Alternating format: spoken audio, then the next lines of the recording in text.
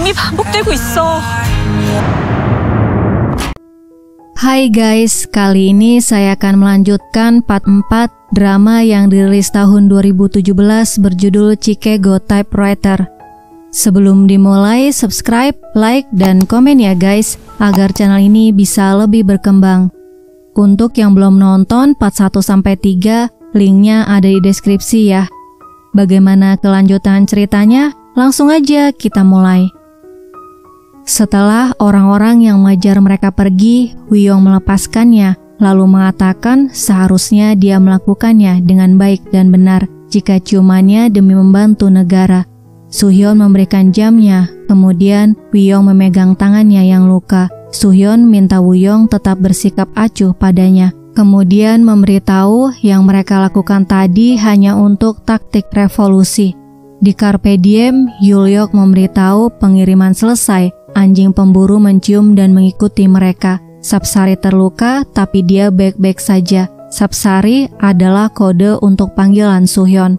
Selanjutnya, Woo-young melanjutkan menulis naskah novelnya, sementara Soo-hyun tampil di panggung, dan Yuliok melihat penampilannya. Woo-young bertanya apakah dia tidak mau menulis lagi. Yuliok memberitahu dia akan mulai berkencan sekarang. Woo-young bertanya apakah dia punya pacar. Yuliok menunjuk Soo-hyun yang berada di panggung. Setelah tampil, Soo-hyun teringat ciuman bergairah Woo-young. Kemudian dia teringat ucapan Madam Sophia bahwa pejuang tidak boleh jatuh cinta. Begitu juga dengan Woo-young, dia tidak bisa melupakan ciuman itu. Woo-young menyuruh Yuliok agar mengaku sebagai orang yang menyelamatkan Soo-hyun. Yuliok memintanya untuk mengatakan semuanya pada Soo-hyun. Woo-young mengatakan tidak bisa. Dia akan mengetahui bahwa dirinya adalah bagian dari organisasi ini. Dia tidak boleh tahu bahwa dirinya adalah pemimpin organisasi. Jika dia tahu dan tertangkap, dia akan disiksa sampai mati, jadi jangan pernah memberitahunya. Dan Yuliok setuju melakukannya. Yuliok muncul di hadapan Soo-hyun dengan memakai cadar, kemudian memberikan korek api Carpe Diem. Sambil bilang, dia harus datang ke tempat ini bertemu dengan Shin Yuliok. Soo-hyun sangat senang mengetahui Yuliok adalah orang yang menyelamatkannya. Lalu, Yuliok mengajak Soo-hyun ke pasar malam untuk minum teh dingin. Mereka naik sepeda sambil tertawa dan Woo-young melihatnya. Sementara itu, di ruang menulis, Seju menulis naskah novelnya dengan lancar. Keesokan harinya, Jino membaca naskah pekan keempat yang sudah selesai. Dia bertanya apakah ini imajinasinya atau ingatannya. Seju tidak tahu, dia hanya menulis yang terlintas di pikirannya. Kemudian bertanya siapa yang Soo-hyun cintai. Jino mengatakan orang yang tahu jawabannya hanya Soo-hyun. Dia tinggal di era di mana seseorang harus menyembunyikan perasaan mereka untuk alasan yang jauh lebih besar. Tapi sekarang perasaan disembunyikan karena harga diri.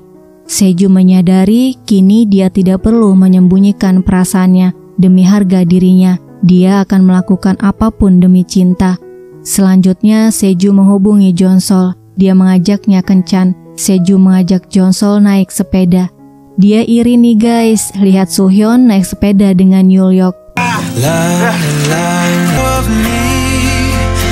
Setelah itu, Seju mengajaknya menembak. Dia mengatakan masing-masing harus menembak 4 kali, dan Seju melakukannya lebih dulu. Jonsol mengatakan dia sangat berbakat seperti penembak jitu. Seju bertanya apakah dia mengingatnya. Mereka pernah bertemu sekitar 80 tahun yang lalu. Mereka sama-sama ada di Gyeongsong. Dia adalah Yoo Soo-hyun dan dirinya adalah Soo Wi-young. Dan mereka adalah bagian dari organisasi bernama Aliansi Pemuda Joseon. Dia adalah penembak jitu yang berjuang untuk negara mereka. Siapapun yang dia bunuh di masa lalu adalah sesuatu yang harus dia lakukan demi negara. Jadi, dia harus merasa bangga. Seju memanggil Jonsol Sapsari. Dia menyuruhnya untuk melaksanakan misinya. Jonsol berhasil menembak di tempat yang sama sebanyak 4 kali. Dan Seju mengelus kepalanya. Jonsol mengucapkan terima kasih. Tidak ada yang pernah menghiburnya seperti itu. Jonsol pikir tadi Seju menenangkannya dengan mengucapkan kata-kata yang ada di novelnya. Seju memberitahu pertemuan mereka bukan kebetulan. Dia yakin pasti ada alasan di baliknya. Kemudian memberitahu novelnya akan diterbitkan besok. Ceritanya tentang dia dan dirinya. Dan setelah membaca novelnya, dia mungkin mulai ingat banyak hal. Apapun ingatannya, dia harus memberitahunya. Jangan menderita sendirian. Kemudian Seju mengelus kepalanya dan menggandeng tangan Jonsol.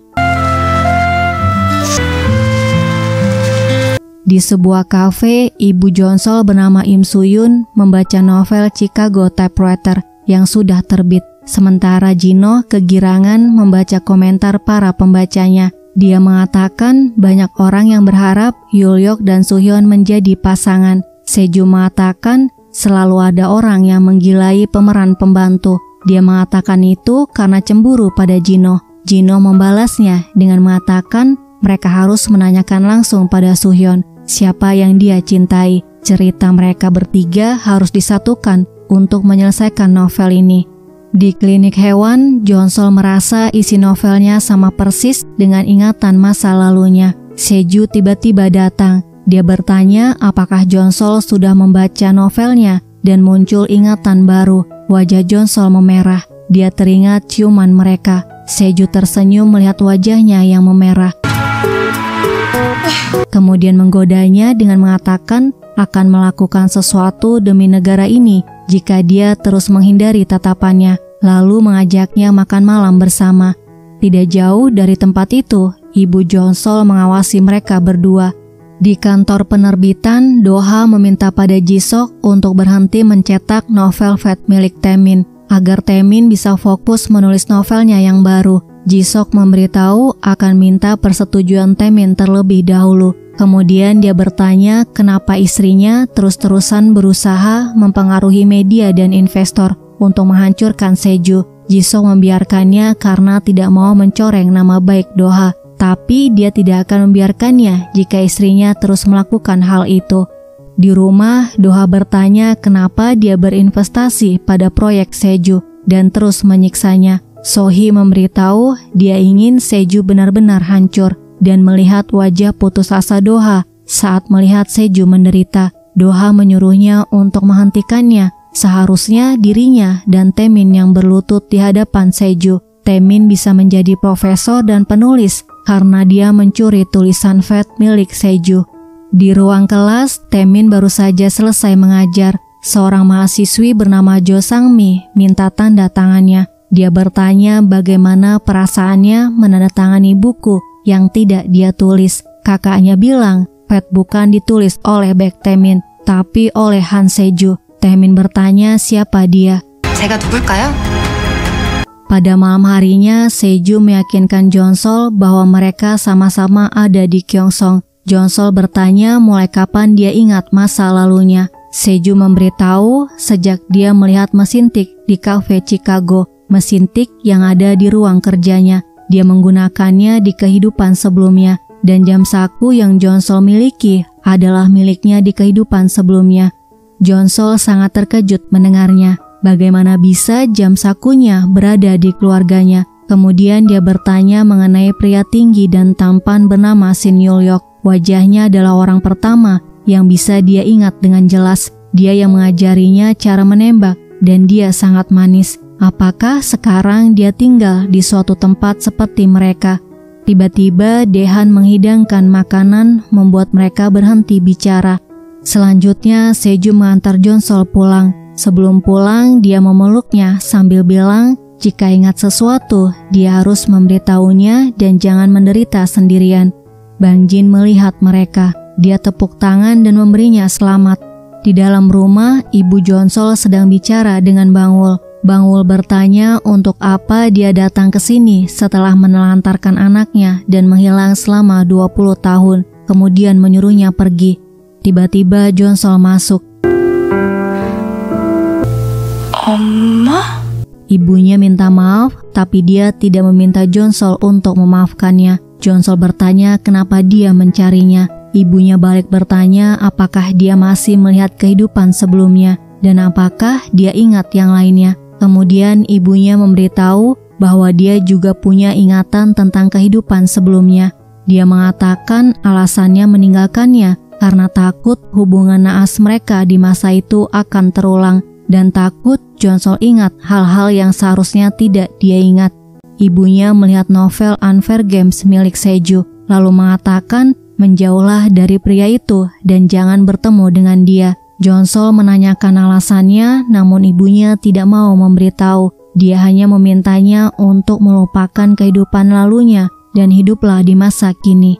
Di rumah Seju, Taemin datang dalam keadaan mabuk. Dia berlutut meminta draft pertama Fate. Ayahnya memintanya untuk memulai lagi dari awal, tapi dia tidak bisa melakukannya. Dia tidak tahan jika orang melihatnya dengan mata penuh penghinaan. Seju mengatakan dia akan memberikannya. Taemin tertidur setelah mendengarnya. Setelah membawa Taemin ke kamar, Jino mengatakan jangan percaya padanya. Dia bermuka dua, bahkan di masa lalu. Dia juga ada di Gyeongsong. Sementara itu, ibu Jonsol pergi tanpa pamit. Keesokan paginya, Jonsol mengajak Seju bertemu di tempat menembak. Taemin bangun setelah Seju pergi. Dia masuk ke ruang kerjanya, mencari draft pertama Fate dan menemukannya. Jino mengatakan dia masih hidup seperti tikus, kemudian memanggilnya Ho Yong-min. Taemin melihat ke arahnya, kemudian bertanya siapa dia. Jino mengambil draft naskahnya, kemudian dia menghalangi Taemin yang mau kabur, hingga membuatnya ketakutan kemudian pingsan. Di tempat menembak, Jonsol menembak dan ingat dia masuk ke ruangan, kemudian mengacungkan senjata. Pria di hadapannya membalikkan tubuhnya, kemudian terdengar suara tembakan. Jonsol terduduk lemas, kemudian menangis. Seju bertanya kenapa dia menangis. Apakah dia melihat wajah orang yang dia bunuh? Jonsol menjawab tidak, kemudian dia minta dipeluk. Di rumah Seju, Taemin bingung kenapa dia berada di kamar. Apakah yang tadi dialami adalah mimpi karena dia masih mabuk? Saat akan pulang, dia bertemu Seju. Seju memberikan draft naskahnya. Dia memberitahu tidak berniat mengungkapkannya. Jino bertanya apakah dia akan memaafkannya begitu saja. Seju mengatakan dia tidak memaafkannya. Dia hanya memberinya kesempatan. Jino mengatakan dia yakin Taemin akan mengkhianatinya lagi karena dia melakukannya di kehidupan yang lalu. Seju bertanya apa yang dilakukan Baek Taemin di kehidupan sebelumnya. Jino mengatakan dia memang tidak ingat semuanya, tapi dia ingat satu hal mengenai Yongmin. Suatu malam di Carpe Diem, seorang tamu yang mabuk mengganggu Suhyun. Wiyong dan Yulyok baru saja tiba. Yongmin memegang tangan pria itu saat dia mau memukul Suhyun, kemudian mereka berkelahi. Setelah itu mereka minum bersama. Yulyok mengucapkan terima kasih, kemudian memperkenalkan dirinya sebagai pemilik Carpe Diem. Begitu juga dengan Wiyong. Yongmin mengaku bahwa dia adalah seorang penulis, tapi dia belum bisa mencari nafkah dengan menulis. Wiyong memberitahu dia menulis beberapa artikel untuk koran, lalu bertanya apakah dia anggota perhimpunan sastrawan. Yongmin mengaku levelnya belum sampai di situ, kemudian pamit pergi. Sebelum pergi, Suhyun mengucapkan terima kasih. Yongmin melihat mereka tertawa bersama. Di sebuah gang, Yongmin bertemu bawahannya. Dia meminta mereka untuk mengawasi Carpe Diem karena bisnisnya laris tapi laporan penjualannya terlalu rendah. Kemana semua uangnya? Yongmin yakin mereka terkait dengan pria bersenjata yang sedang mereka cari. Jino memberitahu bahwa Yongmin adalah agen rahasia pemerintah Jepang. Seju bertanya apakah Yongmin yang membunuhnya. Jino mengatakan dia tidak ingat kejadian setelah itu. Adegan selanjutnya, Taemin berjalan dengan buru-buru menuju ke studionya. Tiba-tiba seorang pria menabraknya dan menjatuhkan isi tasnya. Tidak jauh dari tempat itu, Jino melihatnya sambil memegang draft pertama naskah Fate. Di dalam studionya, Taemin tidak menemukan draft naskahnya. Dia sangat marah dan merasa dipermainkan oleh Seju. Sangmi menghubunginya dan mengancamnya, meminta uang. Taemin menghubungi seseorang. Dia minta orang itu untuk mencari tahu tentang Jo Sangmi. Pada malam harinya, Jonsol minta tolong pada Bangul untuk membaca wajah Seju. Bangul memberitahu sudah pernah membaca wajahnya. Saat itu dia mengatakan kematian akan sering mendatangi Seju dan dia akan mengalami 2 pertemuan khusus. Tidak lama setelah itu, dia mendengar Seju mengalami kecelakaan mobil. Kecelakaan itu terjadi saat Jonsol pergi ke pondok di gunung. Wajah Seju memperlihatkan dia ditakdirkan hidup susah dan kesepian. Pria dengan takdir seperti itu harus berhati-hati memilih calon istri. Jonsol bertanya apakah dirinya membawa banyak bahaya untuk hidupnya jika tetap di sisinya. Bangul menduga Jonsol terpengaruh omongan ibunya. Dia bertanya apa yang ibunya katakan, namun Jonsol tidak mau mengatakannya. Keesokan harinya, Jonsol mengajak Seju bertemu. Mereka melihat pertunjukan dance di jalan dan datang ke museum. Sebelum berpisah, Jonsol mengucapkan terima kasih kemudian memeluknya. Sampai di klinik, Jonsol mendapatkan pesan dari Taemin yang mengajaknya bertemu di kafe untuk mengerjakan novelnya. Jonsol minta bantuan Dr. Su untuk menggantikannya. Dr. Su memberitahu bahwa Jonsol memintanya untuk mewakilinya dan menggantikannya sebagai asisten menulisnya. Pada malam harinya, Jonsol merapikan pakaiannya. Dia memberitahu Bang Jin akan pergi untuk sementara waktu. Bang Jin bertanya kenapa dia perlu menjernihkan pikiran apa yang dikatakan ibunya sampai dia mau pergi. Dia khawatir Jonsol tidak kembali lagi. Tiba-tiba Taemin menghubunginya. Dia memberitahu menunggunya di depan rumah. Jonsol minta maaf tidak bisa menjadi asisten menulisnya lagi. Taemin marah, dia merasa dianggap seperti penguntit. Kenapa dia berani mengabaikannya dan memperlakukannya seperti serangga pengganggu? Seju bertanya apa yang dia lakukan padanya. Taemin memberitahu dia melanggar kontrak kerja mereka. Seju mengatakan mulai sekarang Jonsol akan bekerja sebagai asisten menulisnya dan dia bisa mengirim tagihan penaltinya ke pengacaranya. Jonsol bertanya bagaimana dia bisa tiba-tiba datang. Seju memberitahu dia datang ke klinik dan Dr. Su memberitahu Jonsol mengambil cuti untuk pergi ke suatu tempat. Jadi dia berpikir alasan Jonsol menghabiskan waktunya bersamanya hari ini adalah agar dia bisa mengucapkan selamat tinggal.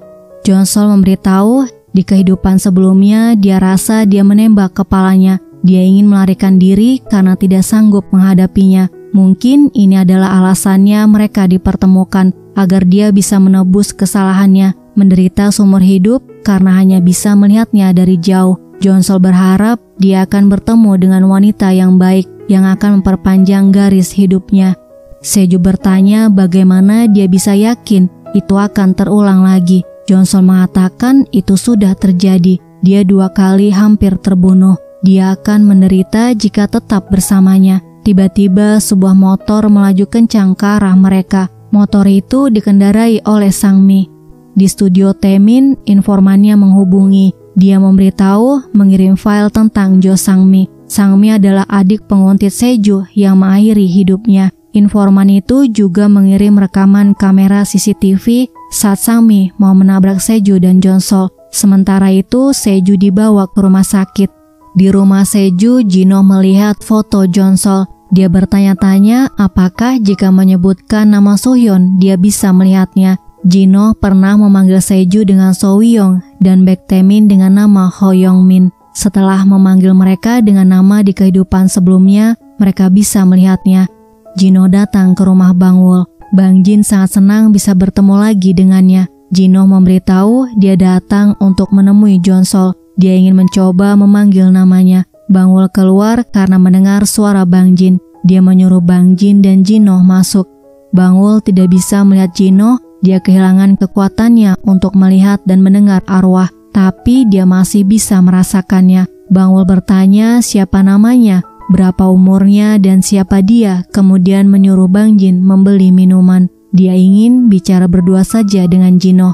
Bangul mengatakan Bang Jin tidak tahu bahwa dia hantu atau manusia dan meminta Jino pergi. Dia akan terobsesi dengan kehidupan jika berpura-pura menjadi manusia, membuatnya menyesali diri dan menyimpan dendam. Hantu harus hidup sebagai hantu dan manusia hidup sebagai manusia. Jika dia punya hati nurani, singkirkan keserakahannya. Jika tidak mau bergentayangan sebagai roh jahat, pergilah. Gino keluar dari rumah Bangul dengan wajah sedih. Kemudian dia pamit pada Bang Jin dan memberitahu bahwa mereka tidak akan bertemu lagi. Bang Jin mengatakan dia memikirkannya setiap hari dan menyukainya sejak dia membantunya memungut kacang merah. Kemudian Bang Jin menangis. Gino menghapus air matanya. Jonsol menghubungi Bang Jin, memberitahu sedang berada di rumah sakit dengan Seju. Di rumah sakit, Ibu Kang memberitahu Seju gegar otak ringan. Lalu dia mempersilahkan Jonsol masuk ke dalam untuk menjaganya. Jisok dan Ibu Kang minta karyawannya untuk memeriksa kamera CCTV dan saksi. Karyawannya memberitahu tidak ada saksi karena tempat itu sepi dan ada seseorang yang menghapus rekaman kamera CCTV-nya. Mereka menyadari ada orang yang berniat mencelakai Seju. Ibu Kang minta karyawannya untuk melapor pada polisi agar dilakukan penyelidikan. Di ruang perawatan, Seju sadar dan melihat Jonsol di sampingnya. Dia memegang tangannya agar tidak pergi. Seju mengatakan dia salah, dia bukan membahayakannya, tapi dia telah menyelamatkannya setiap kali dirinya dalam bahaya. Jika bukan karena Jonsol, dia sudah mati karena tertembak, kecelakaan mobil dan sepeda motor. Alasan mereka ditakdirkan bertemu agar Jonsol menyelamatkannya di kehidupan saat ini yang tidak bisa dia lakukan di kehidupan sebelumnya. Dan Seju merasa dia mencintainya di kehidupan sebelumnya, tapi dia harus merelakannya agar mereka bisa berkencan saat negara mereka merdeka. Jadi hari ini dia akan melakukan sesuatu untuk negaranya. Seju menciumnya dengan penuh gairah. Terlihat Gino melihat mereka dengan wajah sedih kemudian pergi. Gino teringat ucapan Bangul yang menyuruhnya pergi sambil memanggil nama Suhyon.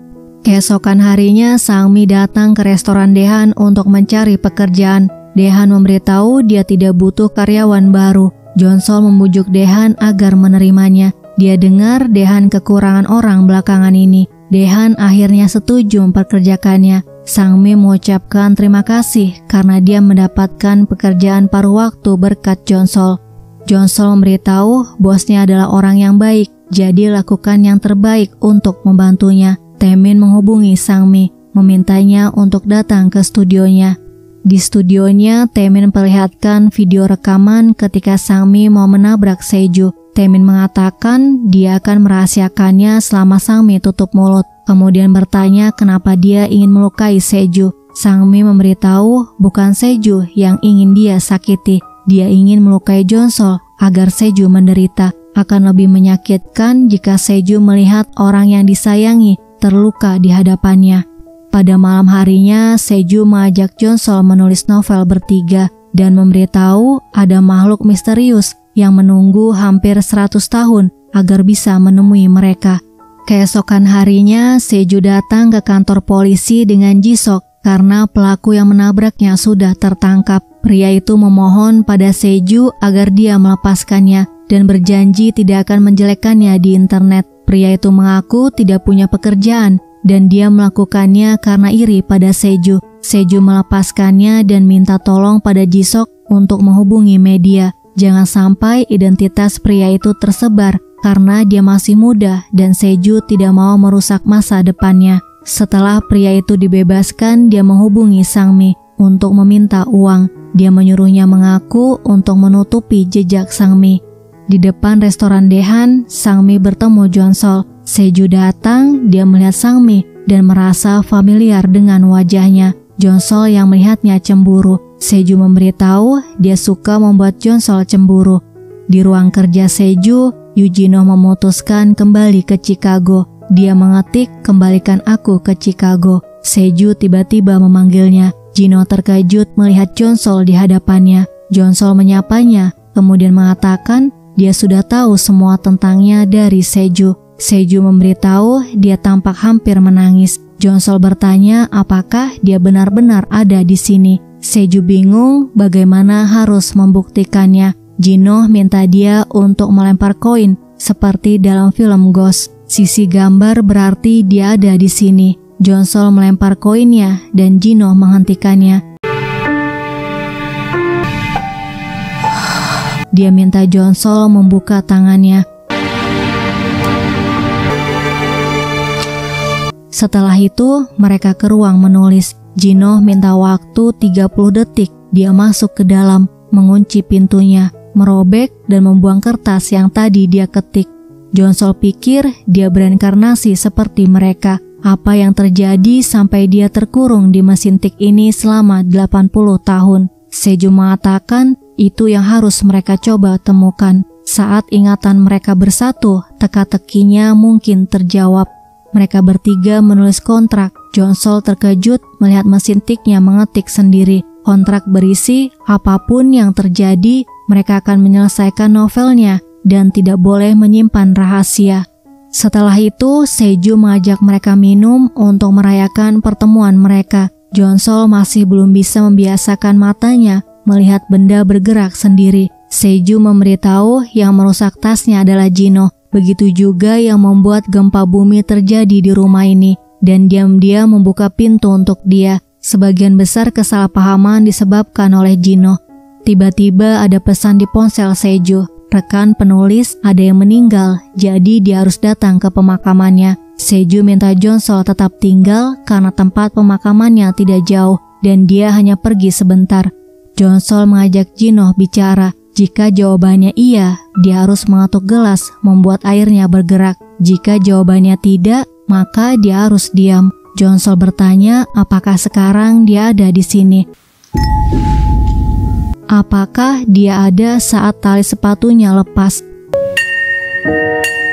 Jonsol memberitahu dia melihatnya dalam mimpinya, mengajarinya menembak. Dia sangat tampan seperti pangeran. Jonsol mengucapkan terima kasih. Berkat Jino, dia menjadi penembak jitu nasional untuk beberapa saat. Jonsol memutuskan pulang karena Seju tidak kunjung pulang. Dia pamit pada Jino dan Jino memanggil namanya. Jonsol membalikkan tubuhnya. Dia bisa melihat Jino duduk di hadapannya. Jonsol tidak percaya bisa melihatnya. Dia menyentuhnya dan mengelitikinya. Bagaimana dia bisa membuatnya melihatnya? Jino menjawab, itu mungkin keajaiban. Jonsol memperlihatkan jam saku miliknya, kemudian bertanya apakah dia tahu ini milik siapa. Jino memberitahu ini adalah milik Wiyong. Jonsol mengatakan melihat jam ini di dekat mesin tik. Lalu dia melihat dirinya mengacungkan senjata ke arah Wiyong yang duduk di depan mesin tik. Mungkinkah Suhyun mengkhianati Wiyong? Jino mengatakan mustahil dia melakukan itu. Di Carpe Diem, Yulyok mengajak mereka jalan-jalan dan foto bersama. Di belakang mereka terlihat Yongmin mengawasi. Keesokan harinya, Suhyun melihat hasil fotonya. Yongmin menyapanya, dia mengajaknya kencan, tapi Suhyun menolaknya. Tidak pantang menyerah, dia memberikan hadiah, yang akhirnya ditolak juga. Yongmin kemudian memberinya permen dengan bungkus koran, dan Suhyun menerimanya. Suhyun membaca tulisan di korannya yang dibuat oleh Wiyong, dan menyadari kode-kode misi yang pernah dia kerjakan ada di dalam tulisan itu. Suhyun mendatangi Yulyok. Dia menunjukkan korannya, kemudian bertanya apakah dia menyembunyikan sesuatu darinya. Jino mengatakan terpaksa memberitahu Suhyun bahwa Wiyong adalah kepala organisasi mereka. Jonsol tiba-tiba ingat sesuatu. Suhyun masuk, mengacungkan senjata ke arah Wiyong. Dia marah karena selama ini Wiyong membohonginya. Suhyun sudah tahu semuanya dari Yulyok, bahwa dia adalah pria bertopeng yang menyelamatkannya dan kepala organisasi itu. Wiyong menyuruhnya menembaknya, namun Suhyun tidak bisa melakukannya. Wiyong mengatakan perintahnya adalah hukum yang harus dia patuhi, dan penembak jitu harus tega agar bisa bertahan, tapi dia tidak bisa menguasai diri. Begitu tahu bahwa dirinya adalah pemimpinnya. Jadi dia tidak memenuhi syarat lagi sebagai penembak jitu. Suhyun menurunkan senjatanya, kemudian mengatakan apakah dia tidak mempercayainya. Oleh sebab itu dia merahasiakannya. Wiyong menjawab bukan, alasannya karena dirinya takut menjadi ragu.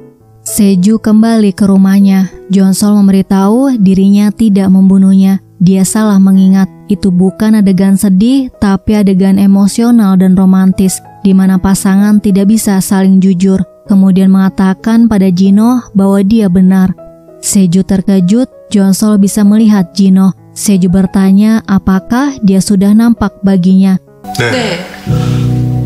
Selanjutnya mereka memulai melanjutkan menulis novelnya, namun mereka bingung apa yang harus mereka tulis. Jino mengeluarkan korek apinya. Dia memberitahu korek apinya bisa membawa mereka berdua ke Kyongsong tahun 1930. Jino tidak bisa ikut karena dia adalah hantu, hanya manusia yang bisa. Jino menyalakan korek apinya dan mereka berdua berada di Kyongsong. Tiba-tiba terdengar suara tembakan. Mereka berdua lari mencari tempat bersembunyi. Jino menjaga mereka yang tertidur. Dia mengambil jam saku di meja. Muncul ingatan seseorang menembaknya. Guys, part 4 sampai di sini ya. Terima kasih sudah melihat video ini. Sampai jumpa di video selanjutnya.